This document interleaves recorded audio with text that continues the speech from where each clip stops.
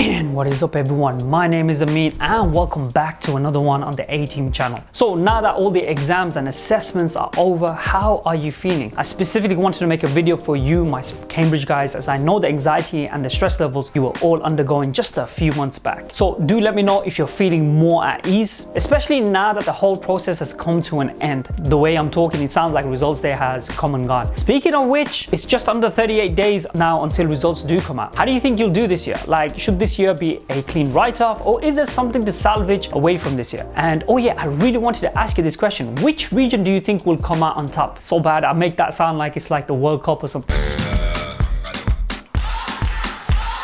Do you reckon those who had their exams cancelled will fare better than those who sat their exams? That would actually be a good one to know. And whether you sat your exams or had your exams cancelled, or in the case of you Pakistani and Indian students having your exams postponed, how has all of this shaped out? Drop your thoughts down below and let me know what you think. I mean, look, it couldn't have gotten more bizarre and stranger than this year, but something tells me a lot of you will be sorted when it comes to results day. Obviously, I'm not speaking for everyone here, but I think overall, the vast majority of you will be quite content with how you do. Over the last couple of weeks, I've of course been in touch with Cambridge, who are very tight-lipped about how things went. They seem to feel quite confident though that they did everything that they can to try and accommodate for their students. And this is why in retrospect, I'm trying to think to myself, did those places where exams didn't go ahead, did you guys find that a better process? Because look, I know students that had their exams cancelled in places like Dubai, who then actually ended up having to sit their mock exams in a very short period of time. And to come to think of it, did it really change their levels of stress or anxiety if the real exams were to go ahead? So I'm opening up the comment floor, so make sure to go and comment down below. And God forbid, if something like this happened again next year, then we can see whether getting exams cancelled is the way to go forward. As I already mentioned in my previous videos, the Cambridge process for collecting evidence and quality assurance has been a pretty smooth sailing one. All the other exam boards had their systems crashing when the grades were being submitted. And not just that, Cambridge were also quite robust in terms of making it very clear what pieces of evidence they wanted to collect from us. Whereas some of the other exam boards, I found from my experience, were a lot more ambiguous in their approach.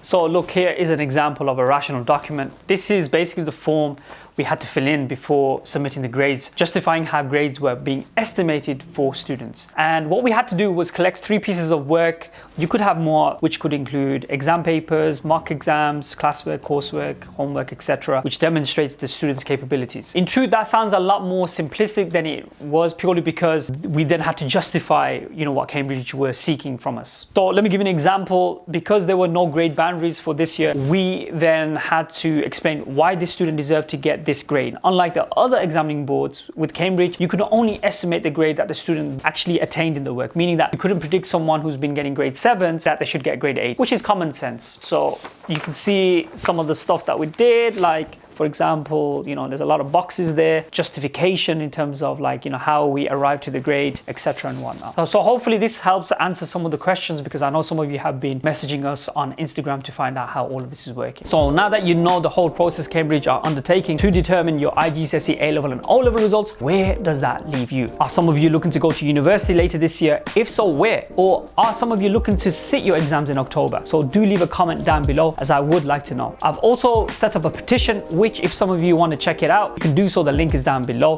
Here in the UK, the government have yet to decide whether exams will be running again in the usual format in 2022. And this is a petition I've created to basically get an answer sooner rather than later, as every decision here seems to be a last minute one, which not just puts people like myself under pressure, but most importantly, it creates panic for you students, and then leaving you with a very short period of time to get things done. So go and check that out, as the decision here in the UK can actually end up affecting you guys in your respective countries. Also guys, I will be posting more videos before results day, so make sure to give this one a thumbs up and get subscribed if you haven't already. And yeah, go and check our Instagram page out, as we will be running a live countdown before results day. And on that note, my name is Amin, and I will catch up with you another time.